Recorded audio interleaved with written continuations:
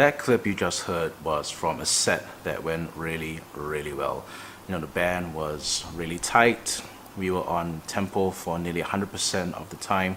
Everything just really fell into place, and it just felt so effortless to lead a set like that. Then there are days where Murphy's Law rears its ugly head and everything just doesn't work. The lyrics weren't coming up on time. My musicians missed their cues. The lighting guys and the visual guys made me move position on stage 4 to 5 times. Everything just felt so, tiresome. So in today's vlog video, I'm going to talk about how to deal with disappointment.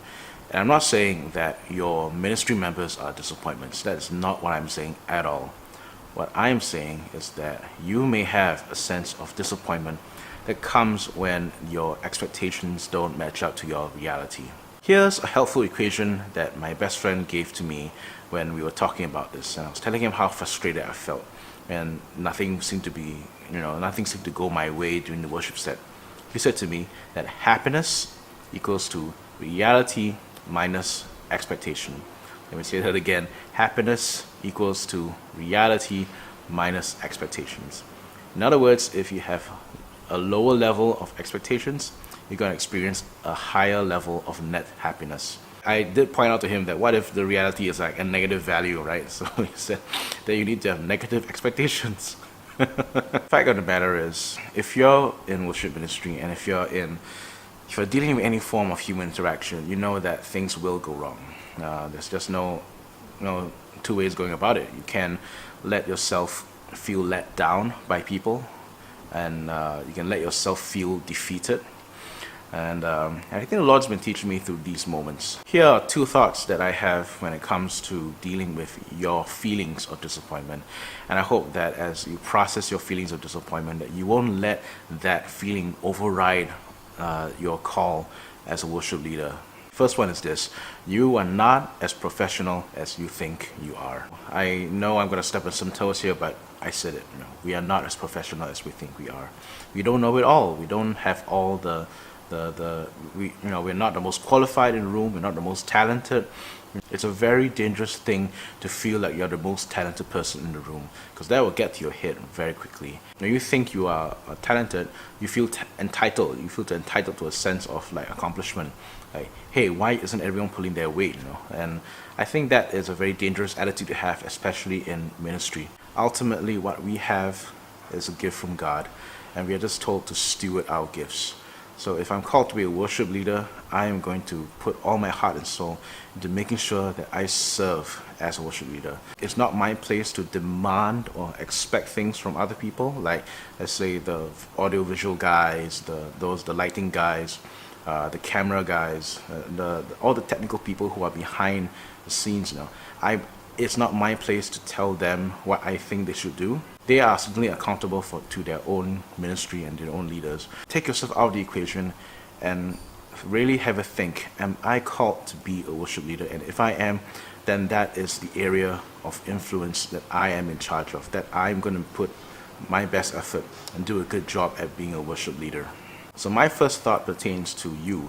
My second thought pertains to them, the volunteers, those who work with you on the team. You have to realize they are not as free as you think they are. Let me say that again. They are not as free as you think they are. You see, volunteers run on volunteer time.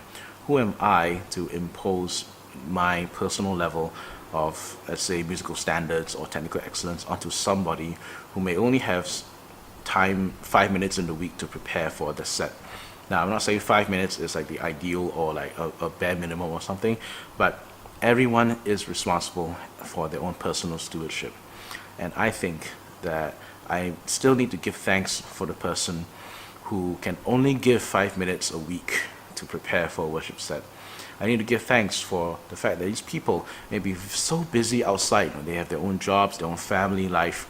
And who am I to tell, and who am I to say that this is not up to scratch? This is not their personal best. It could be their personal best. In fact, it could be above and beyond what they can put in. In short, not everything is about you.